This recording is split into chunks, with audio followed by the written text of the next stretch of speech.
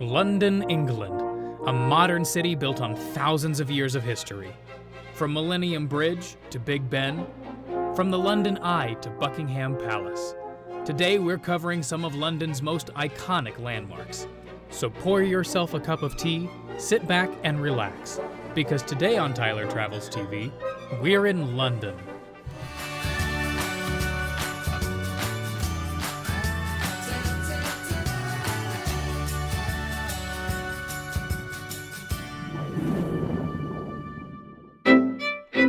London is the capital of England and was built along the River Thames.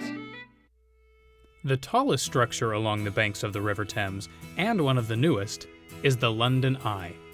Constructed using parts from all over Europe, this 443-foot tall Ferris wheel has 32 air-conditioned pods, each representing one of the 32 boroughs of London.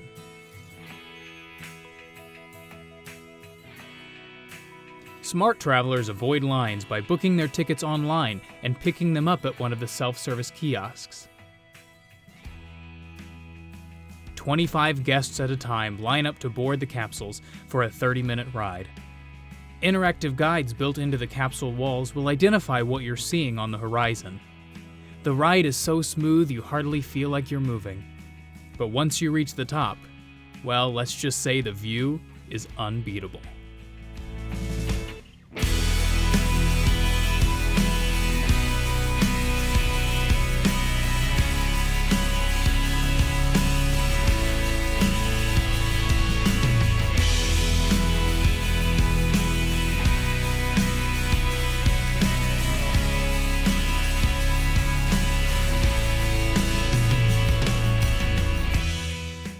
With the iconic skyline of London laid out before you, it's not uncommon to feel like you're on top of the world. Big Ben and the Palace of Westminster, St. Paul's Cathedral, Westminster Abbey, and so many more of London's classic buildings are laid out in front of you, just begging to be explored. But for now, just enjoy the moment. Watch your step as you disembark, and exit through the gift shop.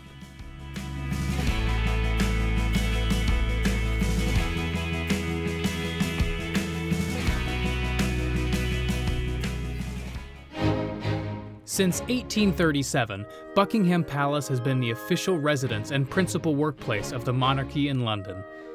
Every year, the palace plays host to several official and state events given by Her Majesty the Queen and other members of the royal family. Every day during the summer and every other day during the winter, guests can gather around to watch the changing of the guard, a tradition that epitomizes the pomp and circumstance of the royal family. This fully functional palace is comprised of 775 rooms, including 19 staterooms, 240 royal, guest, and staff bedrooms, more than 90 offices, and 78 bathrooms. If you're visiting during late summer or early autumn, be sure and get tickets to view the royal staterooms, the working heart of the palace. This ornate golden fence is known as the Victoria Gate, and directly in front of the palace, this ornamental statue is the Victoria Memorial. Both tributes named after Queen Victoria, the beloved monarch who reigned from 1837 until her death in 1901. This nearly 80-foot tall monument is the tallest monument to a king or queen in England and is topped by a gilded bronze winged Victory. The monument symbolizes all of the attributes that Victoria found to be most important, including courage, truth, justice, progress, and peace.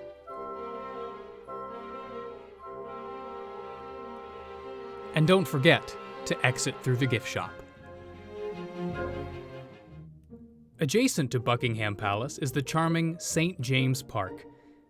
The oldest of the capital's 8 royal parks, its small lake and large old trees make for a pleasant stroll on a nice day. A wealth of waterfowl such as ducks, swans, and even pelicans call St. James Park home. And don't forget to make your way to the Blue Bridge for some excellent views of Buckingham Palace.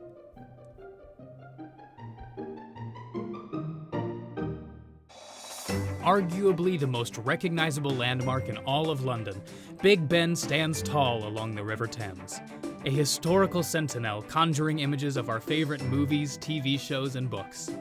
What may surprise you, however, is that Big Ben is not the name of this iconic clock tower. It is actually the Elizabeth Tower. Big Ben is the name of the bell that rests behind the clock face. The Elizabeth Tower and Big Ben are attached to the Palace of Westminster, which is home to the British Houses of Parliament.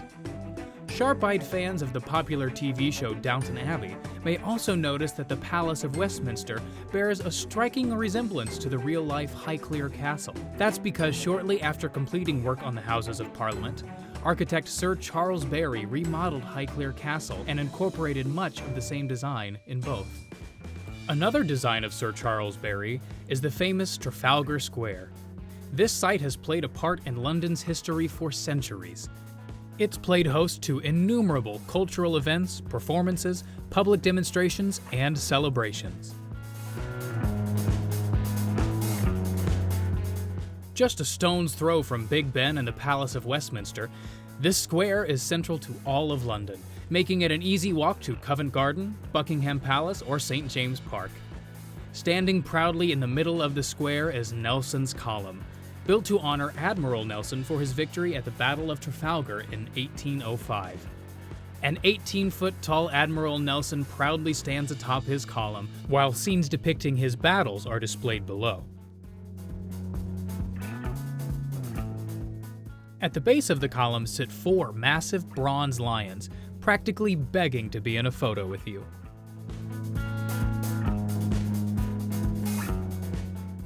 Two fountains flank Nelson's Column, offering a calming oasis during the winter and a welcomed respite from the heat during the summer. Magical mermaids, dolphins, and other sea creatures spout water into the basin below, creating an extremely relaxing ambiance. At the north end of the square stands the National Gallery, one of London's most important museums, with paintings spanning 6 centuries. Admiralty Arch at the south end of Trafalgar Square marks the entrance to the Mall, the famous red road that leads to Buckingham Palace.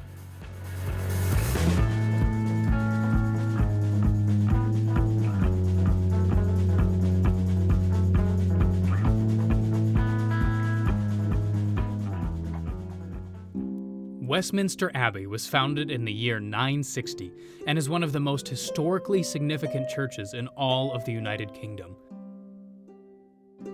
Westminster Abbey, which is a part of the Church of England, is not to be confused with Westminster Cathedral, a Catholic church in central London.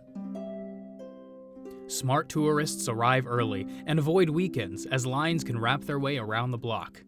Cameras are not allowed inside, as this is still a place of daily worship.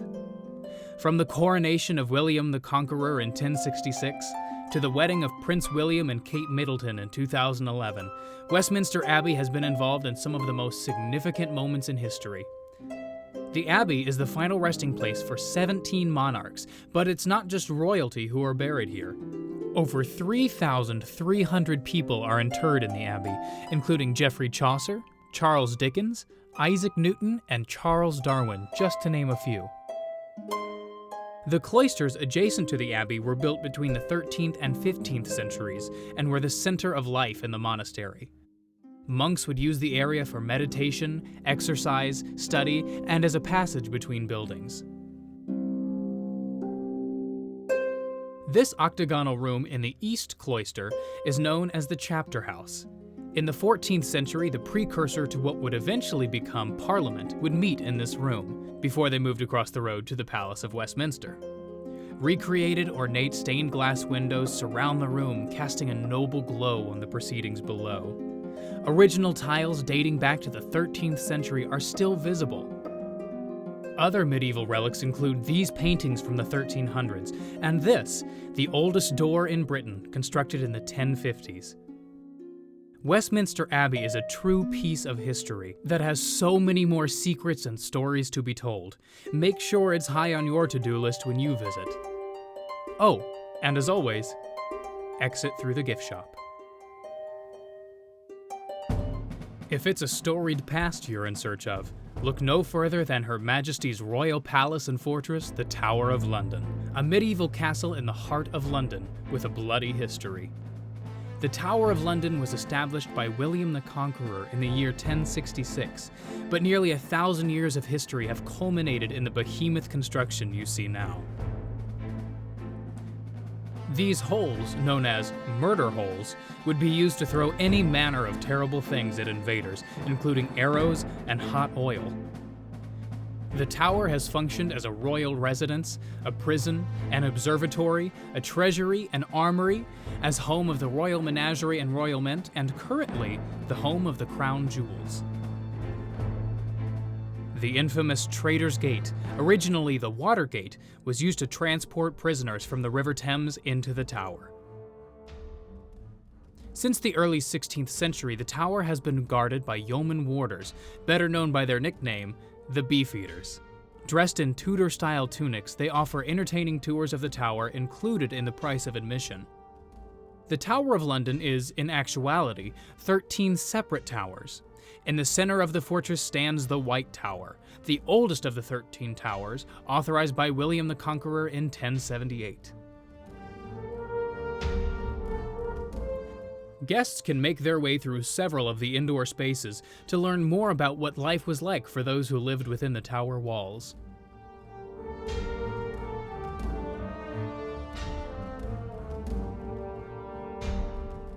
This room is a recreation of Edward I's bedroom in St. Thomas's Tower, a fair representation of the type of luxury experienced by a medieval king, complete with a small chapel.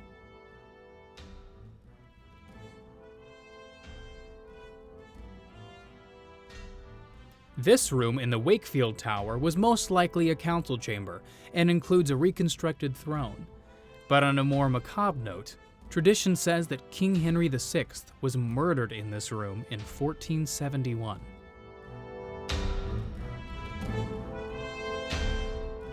The Tower of London is also home to 6 ravens, watched over by one of the Beefeaters known as the Raven Master.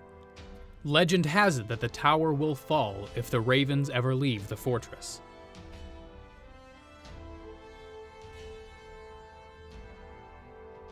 One of the best ways to experience the tower is by taking the Wall Walk, a walk around the huge stone encirclement that forms the tower walls. You'll see several of the towers both inside and out, and it affords some of the best views of your surroundings.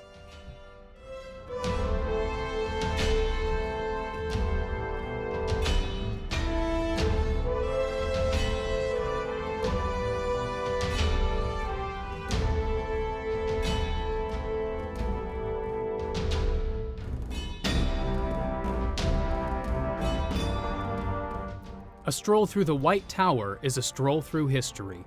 You'll see medieval armor worn by kings throughout the centuries, and get an up-close glimpse at King Henry VIII's psychological warfare tactics.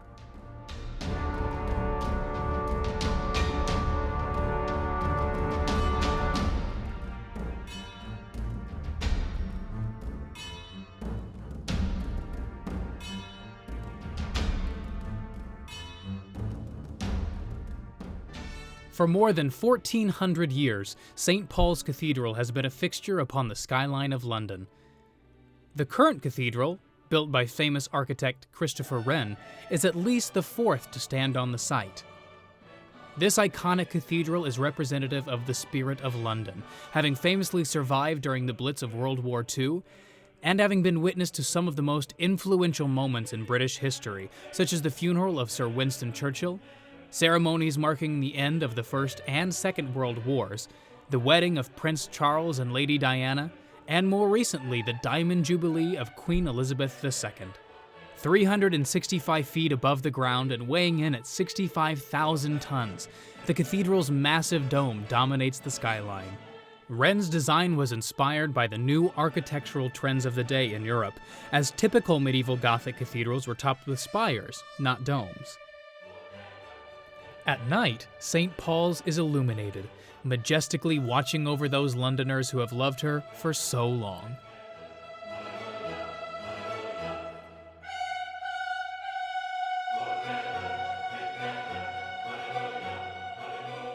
Though a modernized city has sprung up around St. Paul's, the cathedral remains just as it was 300 years ago. And it's just as impressive to the modern tourist as it was to the Londoners of the 17th century.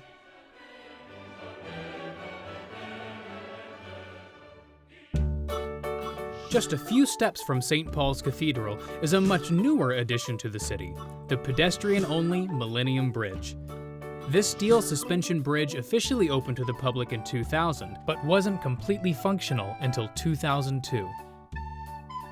The bridge connects the north and south banks of the Thames, with St. Paul's Cathedral to the north, and the Tate Modern and Shakespeare's Globe to the south. There are over 30 bridges that cross the River Thames, but the Millennium Bridge is the only one specifically built for pedestrians in over a century. The bridge offers some spectacular views of the city, and is extremely handy when trying to get from one attraction to the next.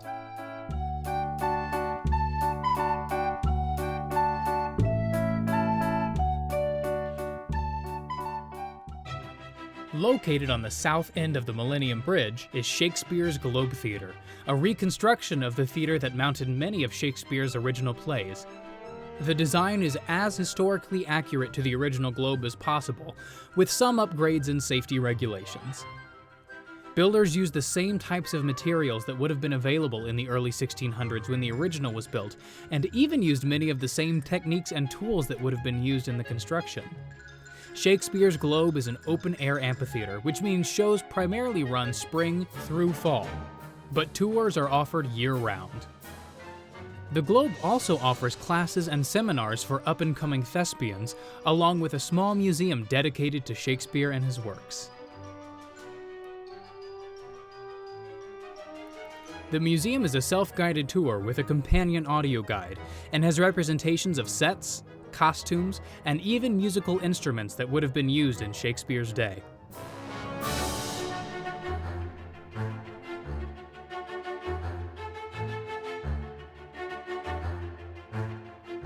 And mine friends, I assuredly saith to thee, 'tis a consummation devoutly to be wished, to exit through the gift shop.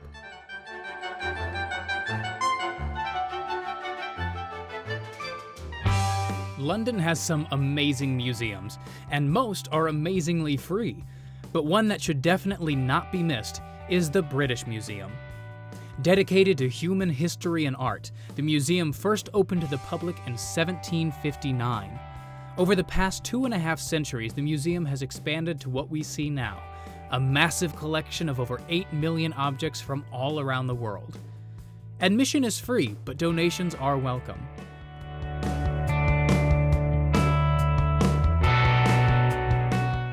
Opened in the year 2000, the Queen Elizabeth II Great Court is the largest covered public square in Europe. 3,312 pieces of glass make up the ceiling, and no two panes are the same. Among the museum's greatest artifacts is the Rosetta Stone. Discovered in 1799 by Napoleon's army, the Rosetta Stone unlocked the language of the ancient Egyptian hieroglyphs, which had been unreadable for 14,000 years. Ancient cultures from all over the world have their place here. In this room, we see ancient stone panels from Nineveh that date back to 700 BC. We see a variety of activities being displayed in the etchings from daily life, everything from transportation to battle scenes.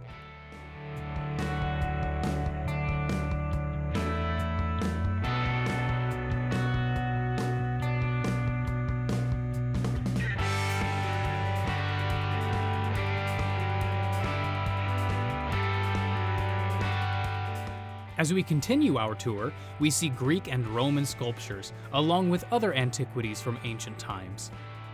There are several sculptures from the Parthenon, the ancient temple dedicated to the goddess Athena. Made from white marble as a show of Greece's power and wealth, these statues and wall carvings once decorated the outside of the Acropolis. Some statues, like these, are original, and some are recreations, but all are magnificent.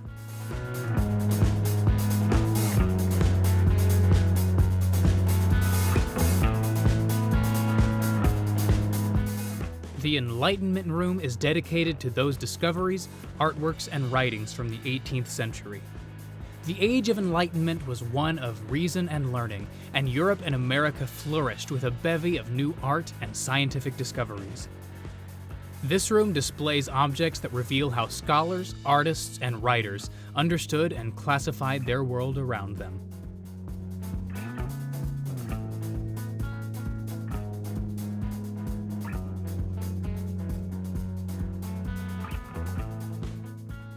A stroll through the British Museum is a stroll through the history of the human race.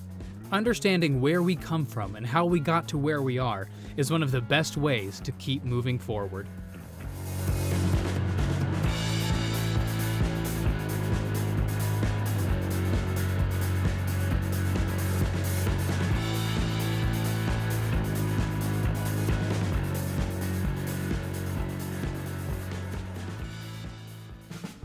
Harrods department store is a London institution, and no trip is complete without a visit. Even if you're not one for shopping, stepping into these hallowed halls of retail history is a rite of passage for all who visit here. No matter when you visit, chances are the place will be busy, but avoid weekends and weeks leading up to holidays, and you should be able to make your way through with relative ease. Harrods, of course, has the big designers: Dolce & Gabbana, Prada, Louis Vuitton, Tiffany, Gucci, and Burberry, to name a few. But it also has so much more. Step into Harrods Food Hall for a quick bite to eat or something to take home. They have desserts and meat pies and everything in between, and it's all made right in the Harrods kitchens. If this doesn't strike your fancy, there are 27 other restaurants to choose from, and they even have fresh produce. Once you've had your fill of delicious pastries and cakes, make your way through the crowd to the elevators to start exploring the 7 floors and 330 departments. Another famous feature of Harrods is the Egyptian escalator, decorated with Egyptian symbolism and sculptures.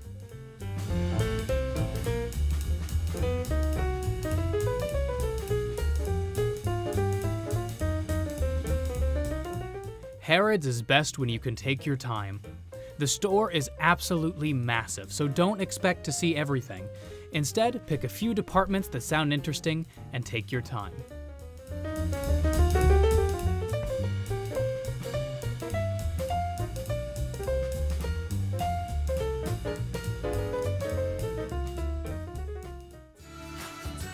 London is an incredible city that should be high on everyone's travel bucket list.